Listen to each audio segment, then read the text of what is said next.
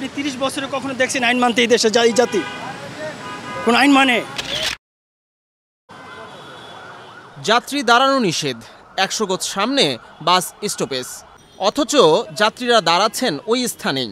শুধু কি যাত্রীবাহী বাসগুলোও তেমনই ওই স্থানে এসেই আটকে যাচ্ছে, যেন ট্রাফিক বিভাগের দেওয়া এই ব্যানার সকলের দৃষ্টির বাইরে। 100 গজ সামনে বাস স্টপেজ, যাত্রী দাঁড়ানো নিষেধ। আপনি এখানে কেন দাঁড়ালেন? এখানে তো সবাই সচরাচর দাঁড়ায়, আগে থেকে এখানে দাঁড়ানোর অভ্যাস, এজন্যই দাঁড়াইছি, এটা দেখিনি। ওয়ালটন এখন দেশের সীমানা পেরিয়ে পৌঁছে গিয়েছে 50টিরও বেশি দেশে। ওয়ালটন, ঘরে ঘরে বিশ্বজুড়ে। বেশিরভাগ সময় তো এখানেই দাঁড়ায়, অনেকেই তো, শুধু আমি এখানে দাঁড়াইনি, এখানে তো অনেকেই দাঁড়াইছে। এখানে সবাই যেহেতু দাঁড়াইছে তার মানে তো বাস এখানেই দাঁড়ায়। প্রথমত আমি নোটিশই করি নাই, আপনি বলার পরে আমি ফার্স্ট এটা নোটিশ করলাম। হ্যাঁ, এটাই কারণ। এখন অন্যরা হয়তো দেখেও না দাঁড়াতে পারে, বাট আমি বেসিক্যালি দেখি নাই, আপনি বলার পরে ফার্স্ট দেখলাম তাকায়। এই চিত্র রাজধানীর শাহবাগ এলাকার। শুধু এই এলাকাটি নয়, ঢাকার বিভিন্ন স্থানে দেখা মেলে এমন চিত্রের। যাত্রী ছাউনি বা বাস স্টপ এক স্থানে থাকলেও যাত্রী ও যাত্রীবাহী বাস দাঁড়াচ্ছে অন্য স্থানে, যা শহরে যানজট সৃষ্টির অন্যতম কারণ।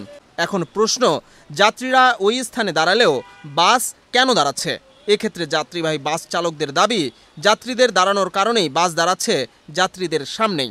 এটা তো মামা স্টপেজ, এই জায়গা থেকে যাত্রী উঠে নামে এই জায়গায়, এটা তো স্টপেজ ছাড়া একটা লোক উঠবে কই থেকে? আপনি যদি একটা যাত্রী দেখেন, আপনি কি হাঁটাকে আধা কিলো উপরে সামনে যাবেন? কিন্তু এখানে তো বলেছে যে বাস 100 গজ সামনে বাস স্টপে। এটা যে কোনো, মনে করেন সরকার তরফ থেকে পুলিশ ট্রাফিক এটা একটা স্টপেজ করে দিতে হবে, যে অমুক জায়গা থেকে যাত্রী উঠতে হবে, অমুক জায়গা থেকে নামতে হবে।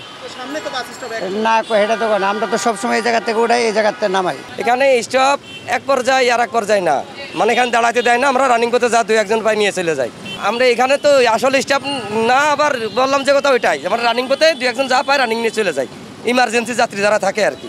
জি, এখানে দাঁড়ানো যাবে না, আমরাও জানি, আমরা দাঁড়াইও না সেইভাবে। একদিকে যেমন বাস চালক দুষছেন যাত্রীদের, অপরদিকে যাত্রীরাও দুষছেন পরিবহন সংশ্লিষ্টদের। সচেতন যাত্রীরা বলছেন, এই সমস্যা সমাধানের জন্য প্রয়োজন আইনের প্রয়োগ। কখনো দেখছেন আইন মানতে এই দেশে এই জাতি কোন আইন মানে? আপনি দেখবেন পুলিশের গাড়ি উল্টা চলে, পুলিশের হেলমেট ছাড়া চলে। হ্যাঁ, তাহলে এখানে আপনি আইন কি চাচ্ছেন? আমার কাছে কি চাচ্ছেন আইন? এখানে তো কিছু কোনো, আমরা এই জাতিই না, যে আইন মানার জাতি না আমরা। ব্যাপারটা হলো যে কোনো কার্যকারিতা দেখি নাই, যার দ্বারা একটু সামনে আবার কোথায় দাঁড়াবো, সেখানে দাঁড়ায় না দাঁড়ায় এই ব্যাপারে কিন্তু আমি নিশ্চিত না। সেজন্য আগে যেখান থেকে উঠছি এরকম জায়গায় দাঁড়াইছি।